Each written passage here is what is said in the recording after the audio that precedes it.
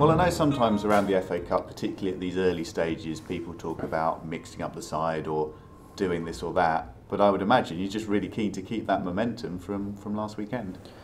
Well, we're approaching the game no different than we have in any league game. It's a really important game for us. On the back of a good result against Shrewsbury last weekend. It's been another good week. Players are focused, looking forward to the game. You know, we remember last year in the FA Cup, and I remember after the game people were talking how bad the performance was against Chesham, and they wanted to put a negative spin on it, but nobody thought about that game when we were playing Chelsea at Stamford Bridge. So the FA Cup is a special occasion, something we look forward to, you know, all the time. Even when I was a boy, I thought about the FA Cup and, you know, trying to replicate things in FA Cup games, and I think we've all done it. So it's a huge game for us. We want to try and progress through the rounds. It's not going to be easy. It's going to be a really difficult game against a Tranmere team who have picked up in form. Got a really experienced manager. You know, we've come across Mickey before when I was in term charge really for the game at Shrewsbury a couple of seasons ago. So we know what the sides are about. We know what Tranmere are about. We've had them watched. We know it's going to be a tough game, but we need to make sure we focused on ourselves. Yeah, because it may well be the way for the likes of Man United or whoever that the cup doesn't quite have the gloss that it once did. But you only have to look at Chelsea last season and even the games against West Brom the season before. It's a big deal, isn't it, if you can get a Premier League side?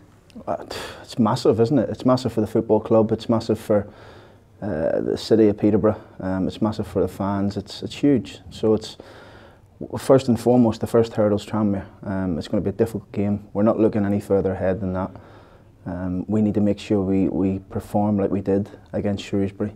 Play with that same aggression, that same tempo, that same press, and also the quality on the other side of it, like we've seen with the goal from Marcus. So it's a good chance for us to put another good show on and a good performance at home. It's an opportunity to do that, but we're under no illusions. It's going to be a difficult game. Yeah, you had the perfect balance really last weekend. You had the determination, you had the quality, and then you see the crowd start to buy into that, and we got a sense of that atmosphere from earlier in the season. It was a really decent afternoon's work.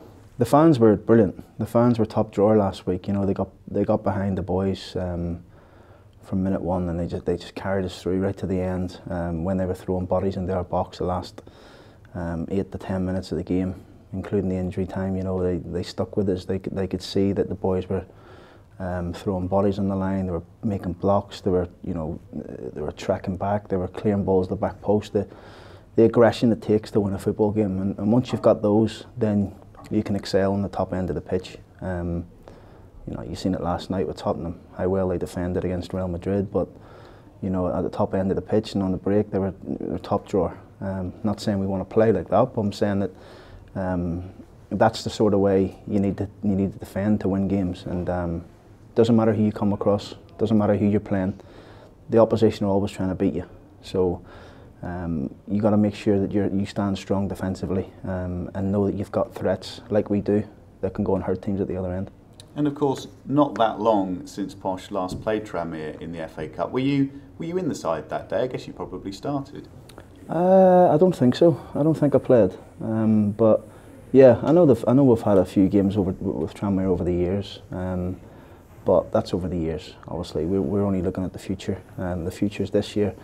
This first round at our place. You know, hopefully we'll have a good crowd there and supporting the competition, supporting the players, supporting us to try and push us through to the next round, because we want to try, like I said to you, it's a big 3 games for us, starting with the Shrewsbury game. Now we're on to the second one, and really, really important that we put a performance in and try and get ourselves in the next round. Yeah, because you've got the Cambridge United game on Tuesday night, and I presume the logic for that will be the same as all of the other ties. You're very close to having qualified in that group, so you want to get the job done, and picking the side for both games is actually quite straightforward. You just do what you've done.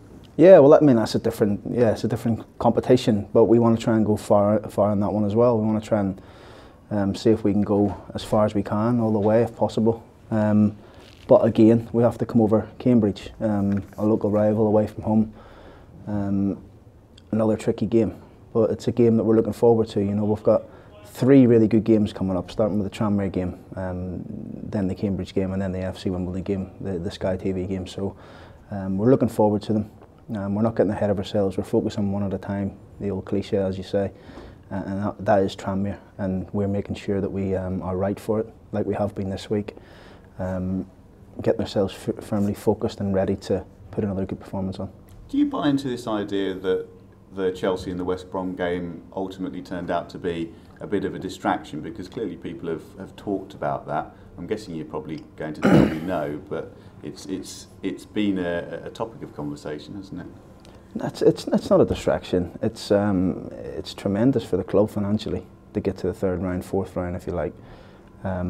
It's about staying focused after it. You know, I don't think the Chelsea game was the reason why our form dipped.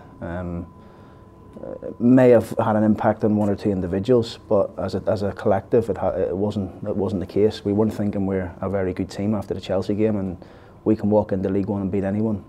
You know, we weren't thinking like that. Well, I certainly wasn't anyway. Every game's got different hurdles that you've got to get over. Tranmere will give us different hurdles than possibly we would have in the league, that we need to make sure we make sure we do properly and defend properly and all the stuff that we speak about all the time. So distractions, it's irrelevant to me. I think as a football player and a football staff, you've got to stay switched on and mentally prepared for each game. And if you've got a plan for that week and a plan for that game, then you're in the best position to win the game. In terms of team news then and injuries ahead of the weekend, it's been pretty good of late. Yeah, it's been good. We've only really missed Alex Penny through illness. Obviously junior still, but everybody else is training, everyone else is good. So it's, yeah, everyone's fine and a good size squad to pick from. Yeah, and great to have Guillaume back and fully fit and playing to the best of his ability. You had a slightly different job for him last weekend, and it just shows the value of having versatile players.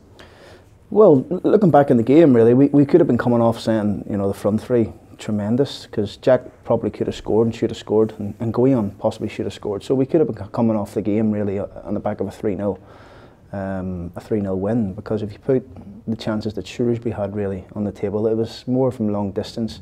Okay, Bondi made a couple of good saves from a header at the edge of the box and one shot from about 30 yards out. So we could have been coming back off with a 3-0 win and our front three scoring. So small margins. We're working hard in training to try and bring a bit more forward momentum into our play. But like you say, when you're on a losing run like we had been, it was more important to get the fundamentals of our defensive work, and I think the tweak of moving tails centrally definitely helped us, and a bit more assurance and experience in between Taff and Jack, and I thought defensively we looked really solid, but also having that real attacking threat that we know we've got as well. I assume no issues with Jonathan Bond this weekend, even though he's on loan, he can play? Yeah, Bondi's fit. Yeah, Bondi's fit, he can play in the FA Cup, so that's good for us. So it's good. That's good. I've got 3 good goalkeepers here. You know, I've got Bondi, I've got Conor O'Malley, and I've got young Josh Tibbetts who is training exceptionally well. So and he's coming on leaps and bounds. So really pleased with the goalkeeping department at the minute. I think they're all benefiting really of coaching under the legend is Mark Tyler, really, and I think he's bringing the best out of the 3 of them, which is definitely good for us. Is he enjoying it as well? Because this is the first season where he's focused purely on the coaching. Is he liking it? He is. He's gone through his coaching badges at the minute, so he's busy, obviously coaching and getting himself to classes as well. So I think he's enjoying it, Tiles. I mean, you know, he's played that many games now. There's probably a bit of a culture shock to him, but it always is, though. You know, when you've moved out from from playing to coaching. It is difficult, the transition period, but you get over it. The more you coach, the more confident you get, the more you think, why did I put my body through those playing days, you know? So the last couple of years, but he's doing great, Taz. And you know, if we ever needed to call upon him, if there was, touch wood, there won't be any injuries in there, then he would have no problem stepping in and putting a great performance in for us. Yeah, he'd be ready to go. And you were watching the youngsters in the FA Youth Cup on Tuesday night. Posh just being edged out by the U's. What did you make of the game? I thought the lads did well, really, for 50-60 minutes. I think Cambridge definitely came stronger towards the end of the game. A lot of players in the under-18s who possibly haven't had that many game time. Lewis Freestone, Sam Cartwright, Andrea Borg, young lad Cal Barker played and hadn't trained for a couple of weeks. So there's a lot of players thrown in there and hoping to produce. But pleased with Idris Kanu, really pleased with Idris Kanu, really pleased with Sam Cartwright. You know, them two for me came out of the game with flying colours. The rest have got to work. They've got to get their head down, they've got to work hard. They've got to get the mental side of the game. Feeling uncomfortable and not being treated like a first team under a first team, if you know what I mean. They need to make sure they still do their jobs, they do everything properly. You know, youth football's completely different than when I was a youth team player. There's no more real horrible jobs for you to do in the YT system, and it's difficult because you know they only get a certain amount of hours to work with the players as well, really. So it's difficult for the staff because they have to find hours, and it has to be the players will have to train off the back of wanting to train, if you understand what I mean. So it's you know, the second years that left last year, I did a thing on it. I think there's only one or two of them still playing. So it's, you know, when you're in this system and you're in this great facility to train, you need to work hard every day, because if you move on from here, there's only one way you're going, and that's you're going to drop really low down the leagues, and like 4 or 5 of the second years last year, you're going to be without a club, and that includes Dion Moore. So it just shows you when you're here, you need to make sure you work and appreciate everything you've got. Yeah, and full credit to Kanu, because he's been involved with the first team. He approached the game though in just the right attitude, and as you say, really gave it a go. He's going to be top drawer, Idris Kanu. He's going to be top drawer. He's 17. We're working really hard with it every day, myself and David, to bring him on. You can see, you know, he tired a bit in the game, he did, but you could see for 60-70 minutes some of his movement, some of his play. Yes, of course, there's the finishing touches to come there, but he's 17. We've got no problems with him, you know, and we're delighted to have him here, and he's going to have a bright future, definitely.